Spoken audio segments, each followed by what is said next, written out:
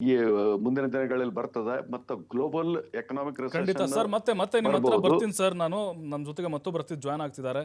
ನಿವೃತ್ತ petty officer ಇವರು, ವಿರೂಪಾಕ್ಷಪ್ಪ ರಾಣೆಬೆನ್ನೂರು, ಮೈಸೂರಿಂದ ನೇರ ಸಂಪರ್ಕದಲ್ಲಿ ಜಾಯ್ನ್ ಆಗ್ತಿದ್ದಾರೆ. ಸರ್ ನಮಸ್ತೆ, ಕಾರ್ಯಕ್ರಮಕ್ಕೆ ಸ್ವಾಗತ ನಿಮಗೆ. ನಮಸ್ತೆ ಸರ್, ಹೇಳಿ ಸರ್. ಈಗ ನಿಮ್ಮ ಹತ್ರ ಬರ್ತಾ ಇದ್ದೀನಿ. ಸಂಧಾನ ಮಾತುಕತೆ ಆಗ್ತಾ ಇದೆ. ಎಲ್ಲ ಒಂದು ಕಡೆ ಈ ಸಂಧಾನ ಮಾತುಕತೆ ಸಕ್ಸಸ್ ಆಗಲ್ಲ ಅಂತ ಒಂದು ಕಡೆ ವಾದ ಆಗ್ತಾ ಇದೆ. ಅಥವಾ ಟ್ರಂಪ್ ನೆತನ್ಯಾಹು ಸೇರಿಕೊಂಡು ಡ್ರಾಮಾ ಸೃಷ್ಟಿ ಮಾಡ್ತಿದ್ದಾರಾ, ಈ ಥರ ನಾಟಕ ಮಾಡ್ತಿದ್ದಾರಾ ಅಂತ ಇನ್ನೊಂದು ಕಡೆ ವಾದ ಬರ್ತಿದೆ ಸರ್. ನಿಮ್ಮ ಅಭಿಪ್ರಾಯ ಈ ವಿಚಾರಕ್ಕೆ?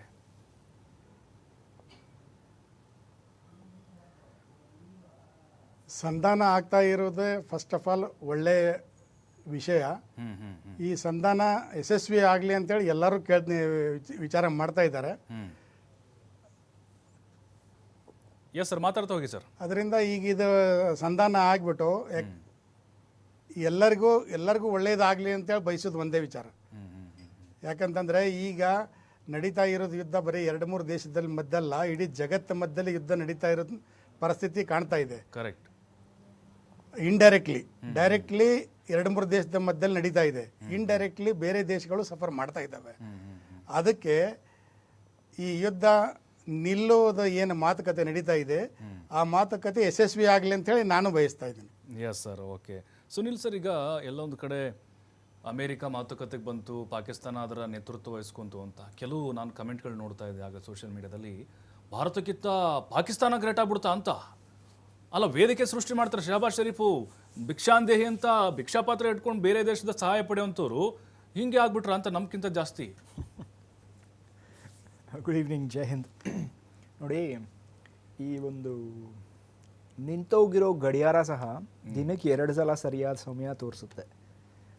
Nothing is absolutely useless. ಯಾವುದನ್ನು ಕೂಡ ನಾವು ಸಂಪೂರ್ಣವಾಗಿ ಅದು ಯೂಸ್ಲೆಸ್ ಅಂತ ಹೇಳ್ಬಿಟ್ಟು ನಾವು ಹೇಳೋಕ್ಕಾಗಲ್ಲ. ಕರೆಕ್ಟ್.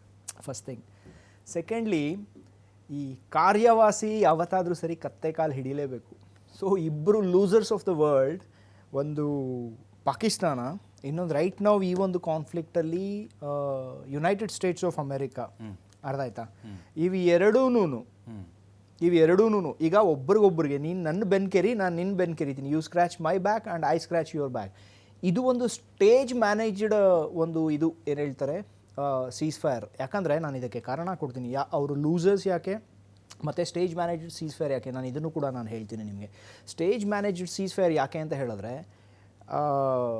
ಶಹಬಾಜ್ ಶರೀಫ್ದು ಒಂದು ಟ್ವೀಟ್ ಬಂದಿತ್ತಲ್ಲ, draft of Pakistan prime ministers tweet ಅಂತ. ಅದು ಒಂದು ದೇಶದ ಪರಿಸ್ಥಿತಿ ಎಷ್ಟು ಹದಗೆಟ್ಟಿದೆ ಅನ್ನೋಕ್ಕೆ that is the biggest evidence. ಯಾಕಂತ ಹೇಳಿದ್ರೆ, ಒಬ್ಬ ಪ್ರೈಮ್ ಮಿನಿಸ್ಟರ್ ಟ್ವೀಟ್ ಮಾಡ್ತಾ ಇದ್ದಾನೆ, ಅಮೆರಿಕನ್ಸ್ ಅದನ್ನು ಬರ್ಕೊಟ್ಟಿದ್ದಾರೆ.